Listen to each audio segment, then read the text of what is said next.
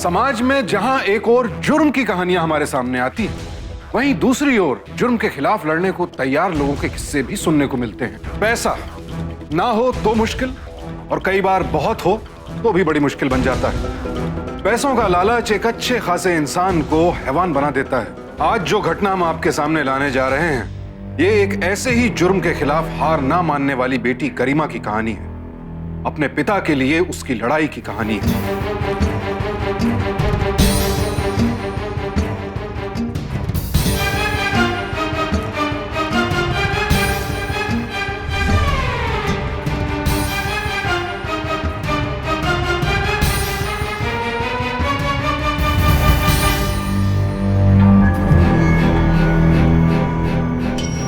हाँ हेलो। अरे भाई कितनी देर और बिठाओगे मुझे? सारी रात बैठा रहूं क्या? पापा प्रणाम। क्या बात है भाई, आज कोई खास बात है? पापा आजकल आप कितने भुलक्कड़ हो गए। आज दीदी की पहली मैरिज एनिवर्सरी है। ओह आई एम सॉरी बेटा, आई एम सॉरी। जीते रहो बेटा, लंबी उम्र। और पापा आज शाम को प्लीज जल्दी आना है। हाँ हाँ, कल भी बहुत देर से आए थे। आज मैं बिल्कुल जल्दी आऊंगा। यार कल पता नहीं उन लोगों ने मुझे खामखा बुला लिया और मेरा सारा दिन वेस्ट कर दिया, और उसके बाद आए भी नहीं। सोच रहा हूँ सुमित को हॉस्टल से वापस ले आता हूँ, उसे काम काज सिखाता हूँ। भाई आखिर कब तक मैं अकेला ये लेन देन के चक्कर में भागता रहूंगा? अरे पापा, आप अकेले कहाँ हैं? मैं हूं ना आपका हाथ बटाने के लिए। सुमित तो भी बच्चा है, उसे पढ़ने दीजिए आप। हाँ पापा, संजय बिल्कुल सही कह रहे हैं। अच्छा पापा, मैं चलता हूँ। वो आपके कहने पे मैंने अग्रवाल से मीटिंग रखी है, तो आप आ जाइए। ठीक। सुन, आज वो मिस्टर मेहरा आएंगे 3 लाख रुपए लेके, और दुकान पे घोष बाबू को देंगे, तुम उससे कलेक्ट कर ले। ठीक पापा, ठीक है, चलता हूँ। पापा आज आप बहुत थके लग रहे हैं, क्या बात है? कोई बात नहीं पापा, मैं आपके लिए अदरक वाली चाय बना के लाती हूँ। एक बात बताओ, आज तुम्हारी पहली मैरिज एनिवर्सरी है, तुम ये बताओ तुम्हें अपने पापा से क्या गिफ्ट चाहिए? कुछ भी नहीं पापा, आपका दिया हुआ सब कुछ तो है हमारे पास। नहीं फिर भी मेरी बेटी को कुछ नहीं पापा, बस चलिए अभी आप फटाफट तैयार हो जाइए और जल्दी जाइए ताकि शाम को जल्दी वापस। ठीक है? Okay okay. कैसी लग रही हूँ मैं? बहुत प्यारी। ला मैं पहनाती हूँ। आज मैं अपनी दीदी को अपने हाथों से सजाऊंगी। लगता है पापा आज भी देर से आएंगे। रात को इतनी देर तक बाहर रहना अब अच्छा नहीं लगता। इतने सारे पैसे साथ में लेके घूमते हैं वो, कभी कुछ हो गया तो।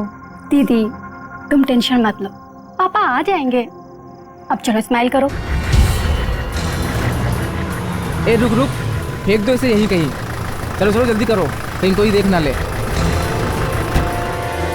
एक काम करते हैं, इसको गंगा में फेंक देते हैं, कम से कम इसको मोक्ष प्राप्त होगा।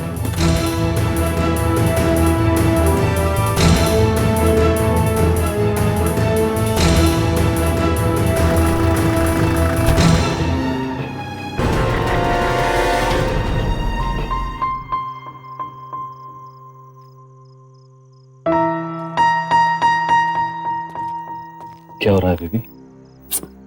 वो पापा अभी तक नहीं आए हैं। जब देखो पापा पापा। अरे कम से कम आज के दिन तो तुम्हारे होठों पर मेरा नाम होना चाहिए ना?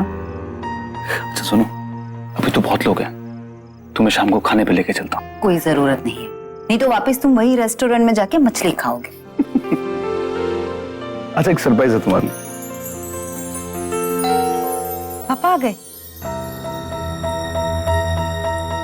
पारुल दरवाजा तो खोलो, पापा आ गए।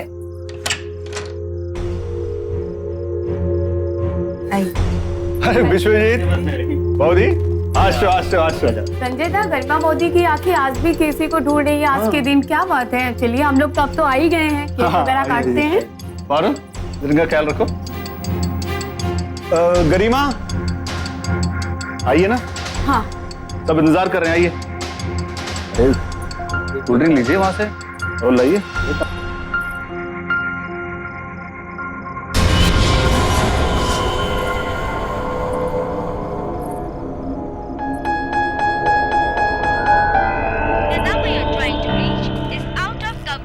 देखो गरिमा, पापा कहीं बिजी होंगे, परेशान मत हो। आओ मेहमानों से मिलते हैं।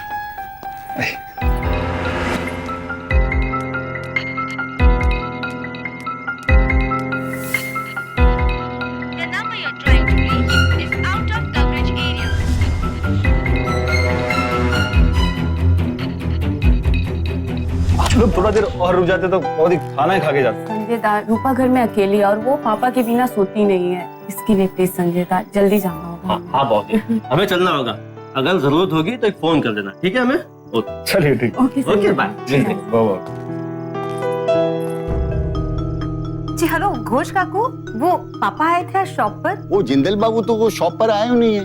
वो उनसे एक बार फोन पर बात हुई थी और वो कह रहे थे मैं टालीगंज जा रहा हूँ, और उसके बाद तो उनसे बात ही नहीं हुई। जी ठीक है संजय, हमें अभी इसी वक्त पुलिस स्टेशन जाना चाहिए। आई एम सॉरी मिसेस गरिमा, देखिए मेरी बात समझने की कोशिश कीजिए। 24 घंटे से पहले हम उन्हें गुमशुदा नहीं मान सकते। आप लोग ऐसे कैसे कह सकते हो कि 24 घंटे तक कुछ नहीं हो सकता? आप लोगों को 24 घंटे तक तो इंतजार करना ही पड़ेगा।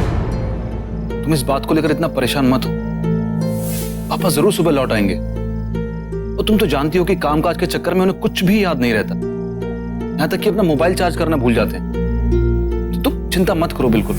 पापा अक्सर बार्स में जाते हैं ना, वहाँ पे उनके काफी क्लाइंट्स रहते हैं लोन के पैसे कलेक्ट करने के लिए। टॉलीगंज में भी तो, और वो बिस्वजीत है ना, उनको सारे बार्स के बारे में पता रहता है, सारे बैंड्स, सारे गाने वाले। हम उनको जाके पूछते हैं। देखो बहुदी, बैंड और ऑर्केस्ट्रा का ही काम है मेरा। इस लाइन में सब जानते हैं मुझे। जहाँ तक मैं जानता हूँ, एक ही सोनार बार, एक ही मीरा बार और एक ही झिलमिल बार। हाँ झिलमिल बार, उसी में जाते थे पापा हमेशा, बार के मालिकों को दिए गए लोन्स के पैसे कलेक्ट करने के लिए। संजय, मुझे अभी इसी वक्त वहां चलना है। देखो करीमा, ये सब पुलिस की तो मजबूरी है कि उन्हें 24 घंटे तक इंतजार करना है, लेकिन मेरी ऐसी कोई मजबूरी नहीं है संजय जो मुझे मेरे पापा को ढूंढने से रोक सके।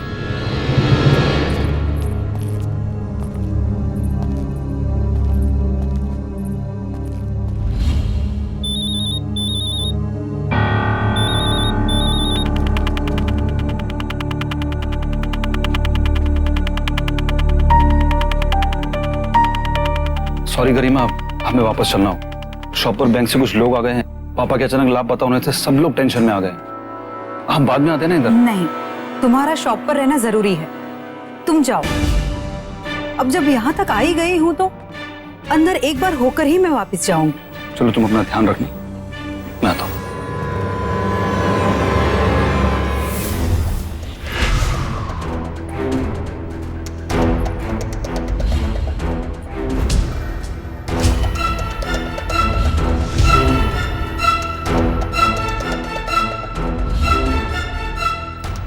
एक्सक्यूज मी, आप? मैं पलटू शाह, बोलो। आपको राकेश जिंदाल के बारे में कुछ पता है क्या? आप जानते हैं कुछ उनके बारे में? वो अक्सर यहाँ पर आया करते थे। मैं उनकी बेटी हूँ, गरिमा। आप नहीं जानी ना, मैं किसी राकेश को नहीं जानता। Excuse me.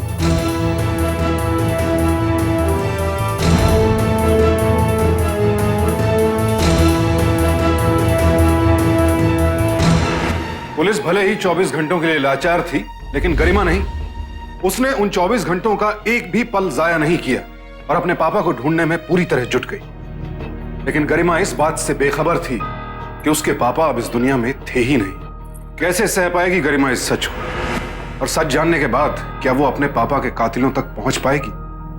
कौन थे राकेश जिंदाल के कातिल और उनकी हत्या के पीछे इन लोगों का मकसद क्या था? उधर 24 घंटे बीत जाने के बाद भी जब राकेश जिंदाल का कुछ पता नहीं चला तो पुलिस भी हरकत में आ गई और उन्होंने जांच पड़ताल शुरू कर दी।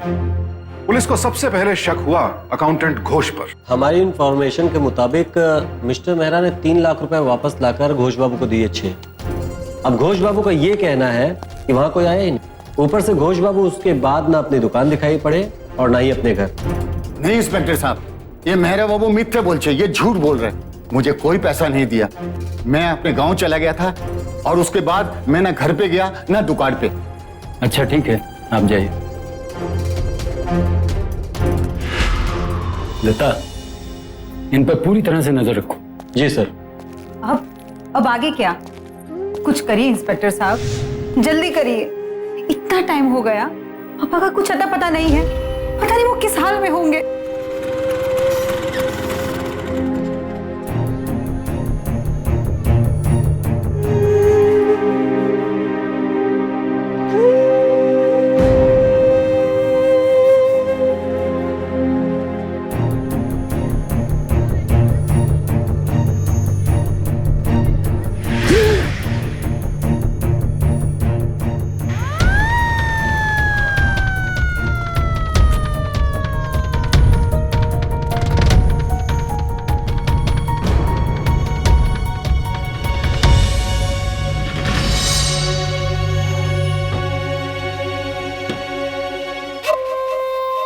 मैं पलटू शाह। बोलो। संजय, ये पुलटू शाह, ये तो बोल रहा था कि ये पापा को जानता ही नहीं है। इसमें तो उसका नाम है चेकबुक में। हमें इसको मिलके पूछना चाहिए। चलो अभी जाते पुलटू शाह के पास। पापा,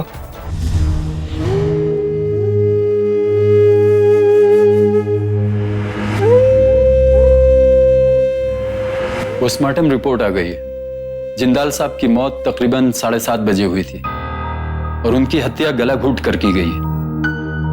बॉडी के पास से कुछ चीजें मिली थी, ये आप लोग देख लीजिए।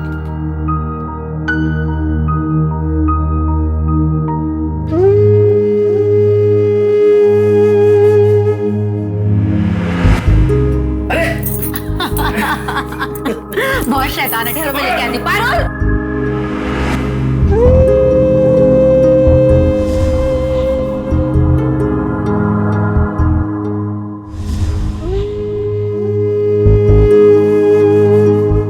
ये बटर नान भी बॉडी के पास से मिला था।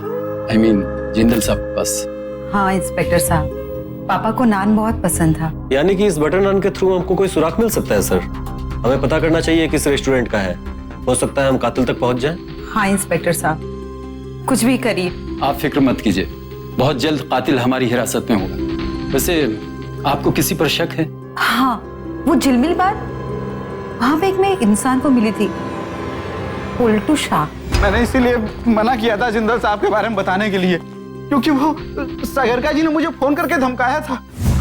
जब से सागरिका जी और जिंदल साहब के बीच में झगड़ा हुआ था, उसके बाद से ही। पापा का झगड़ा? हाँ, वो सागरिका जी ने कुछ पैसे लिए थे जिंदल साहब से, उसी को लेकर उन दोनों के बीच में कुछ झगड़ा हुआ था और उसके बाद ही सागरिका जी को बाहर से निकाल दिया।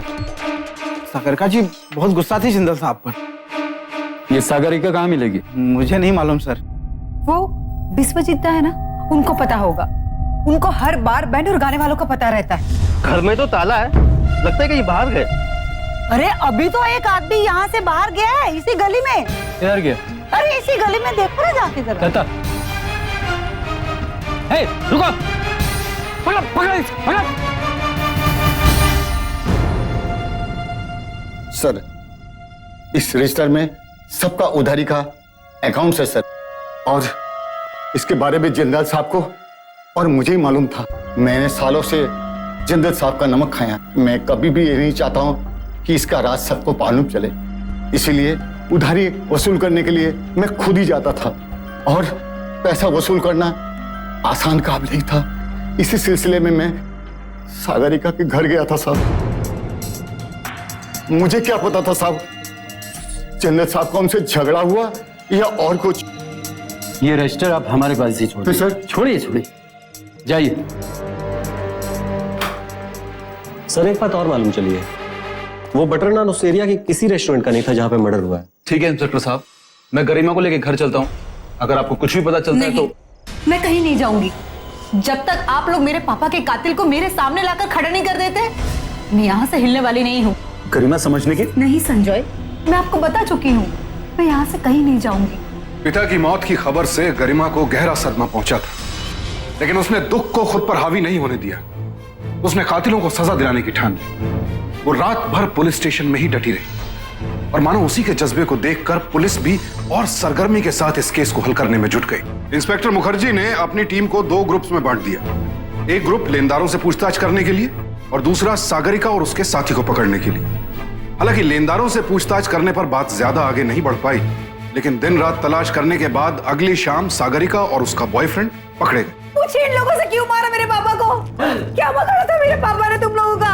क्यों मारा? इंस्पेक्टर साहब, इन्हें कड़ी से कड़ी सजा मिलनी चाहिए। हमने जिंदाल साहब को नहीं मारा है। देखिए इंस्पेक्टर, आप हमें जानते नहीं हैं और इस तरह से आप मुझे रख नहीं सकते। हम क्या कर सकते हैं क्या नहीं, थोड़ी देर में बताते हैं। देखिए, आप लोग बिल्कुल चिंता मत कीजिए, हम बात की तह तक जल्दी ही पहुंचेंगे। इनसे सब कुछ उगलवा लेंगे।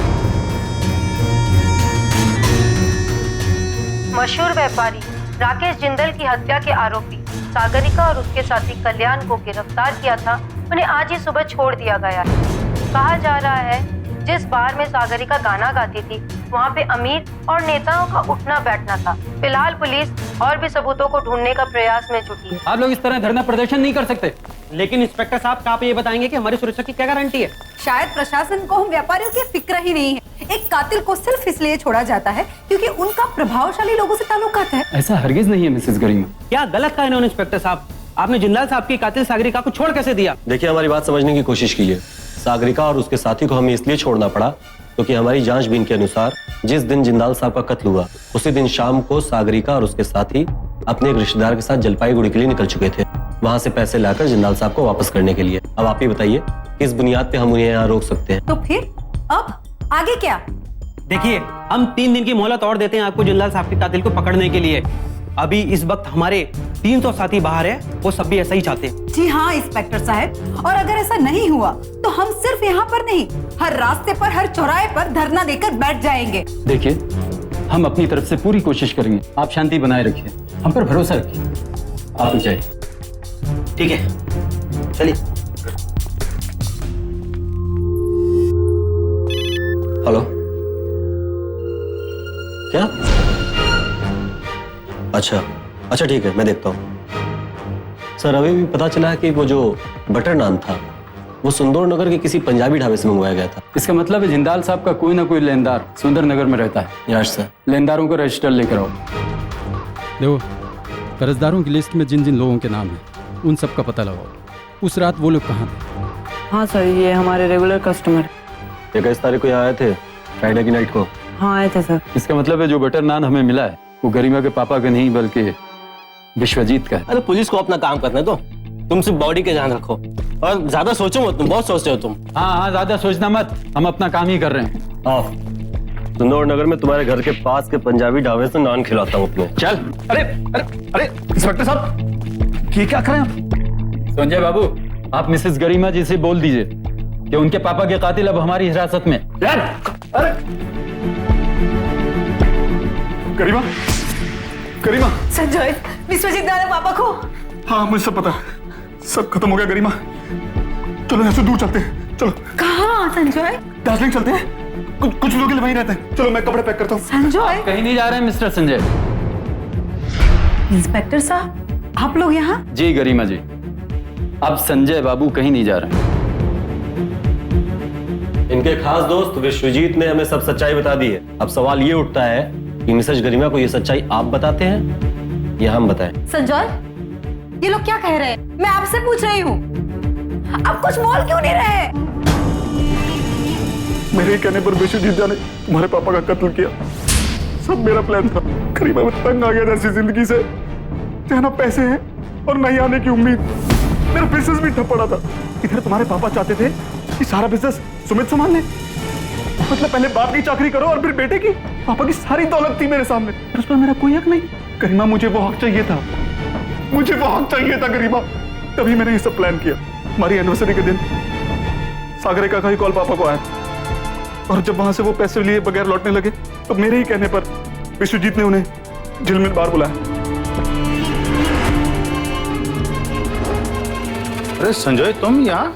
अरे जिंदाल साहब, आइए बैठिए बैठिए। अरे भाई, एनिवर्सरी की पार्टी हमें भी चाहिए ना। जिंदाल साहब बैठिए ना आप। क्या बात है, आज बहुत परेशान दिख रहे हैं आप। अरे कुछ नहीं यार, वो सागरिका ने दिमाग खराब कर रखा है। पहले बुलाती पैसे आगे ले जाओ, अब बोलती है पैसे तैयार नहीं है। विश्वजीत, एक बात बताओ, तुमने मुझे अचानक यहाँ क्यों बुलाया? वो जिंदाल साहब, मुझे भी बहुत खराब लग रहा है। मैं भी तो आपके पैसे वापस नहीं कर पा रहा हूँ ना।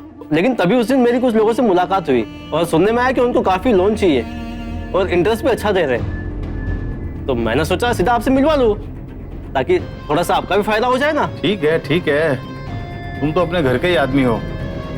चलो ये बताओ, ये जाना कब है उनसे? चलिए अभी मिलवाता हूँ, यही पास के फ्लैट में रहते हैं। आज नहीं, आज संजय और गरिमा की मैरिज एनिवर्सरी है, मुझे घर जाना है। अरे पापा, मैं तो घर जा ही रहा हूँ ना। मैं समझा दूंगा गरिमा को कि आप आते ही होंगे, और वैसे भी ऐसे क्लाइंट रोज रोज तो मिलते नहीं। आप जाइए विश्वजीत के साथ, मैं संभाल लूंगा गरिमा।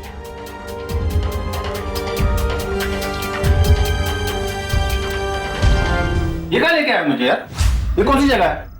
जिंदाल साहब, यही तो आपकी मोक्ष की जगह है। पकड़ो इनको, पकड़ो भाई।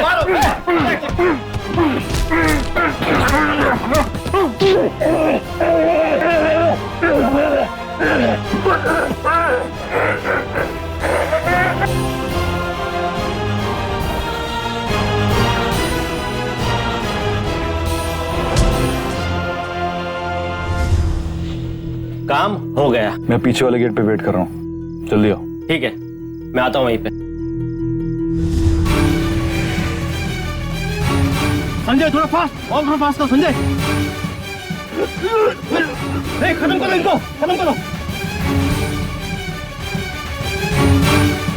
एक काम करते हैं, इसको गंगा में फेंक देते हैं, कम से कम इसको मोक्ष प्राप्त होगा। पागल हो गया? आगे पुलिस की बहुत चेकिंग है, यहीं फेंक बॉडी को।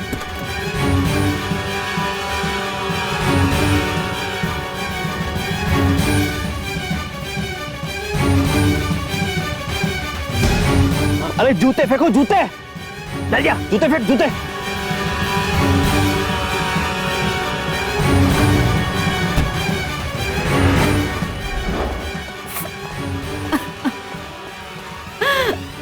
अपने पिता के कातिल को पकड़वाने के लिए जो लड़ाई गरिमा ने शुरू की थी, वो लड़ाई जाकर उसके अपने जीवन साथी पर ही खत्म होगी, इसकी तो उसने कभी कल्पना भी नहीं की थी।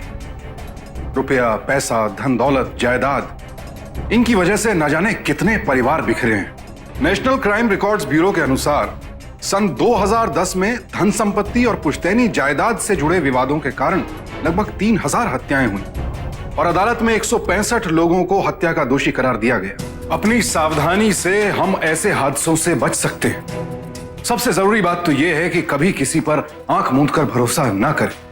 अगर किसी अपने पर ऐसे मामले में कभी संदेह भी है तो बातचीत करके स्पष्टीकरण करने की कोशिश करें और अपने करीबी लोगों की भावनाओं और उनके जज्बात का ख्याल रखें। जुर्म करने के कारण भले ही अलग अलग हों, लेकिन उसके खिलाफ लड़ाई कहीं ना कहीं संगठित है और इसकी शुरुआत तभी होती है जब हम हर पल सतर्क और सावधान रहने की ठान लेते हैं।